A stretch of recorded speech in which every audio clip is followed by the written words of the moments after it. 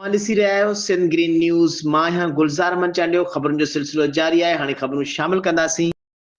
जैकबाबाद का bureau chief Ghulam Hussain Jakhrani की report मुताबिक JUI सिंध के press secretary doctor AG Ansari पंहिंजे प्रेस बयान में चयो आहे त JUI सिंध जो क़ाइद अल्लामा राशिद महमूद सुमरो सिंध के वसीलनि जज़ीरनि ऐं ॿेटनि समेत सिंध के हर वसीले ते तवानो आवाज़ बणियल आहे। कालाबाग डैम खां बाद 6 केनाल ठाहिण जे ख़िलाफ़ सदस्य पारां तमाम तंज़ीमुनि सां गॾियल मौक़िफ़ ऐं जिदोजहद लाइ कराची में APC सॾाई आहे, जंहिंमें हुक्मरान जमात पीपल्स पार्टी, मुस्लिम लीग नून, ग्रैंड डेमोक्रेटिक अलायंस, सिंध तरक्की पसंद Party, Sindh United Party, PTI, जमात उलमाए पाकिस्तान, जमात इस्लामी, MKM, मजलिस वहदतुल मुस्लिमीन, शिया उलमा काउंसिल, कौमी अवामी तहरीक, जिसकम रायहक पार्टी, मरकज़ी जमात अहले हदीस, अवामी नेशनल पार्टी समेत ॿियनि पार्टियुनि खे शिरकत जी दावत ॾिनी वई आहे। हुन चयो त सिंधु दरिया ते धाड़े ख़िलाफ़ गॾियल लाहे अमल तयारु कयो वेंदो, हर महाज़ ते गॾियल जिदोजहद कई वेंदी।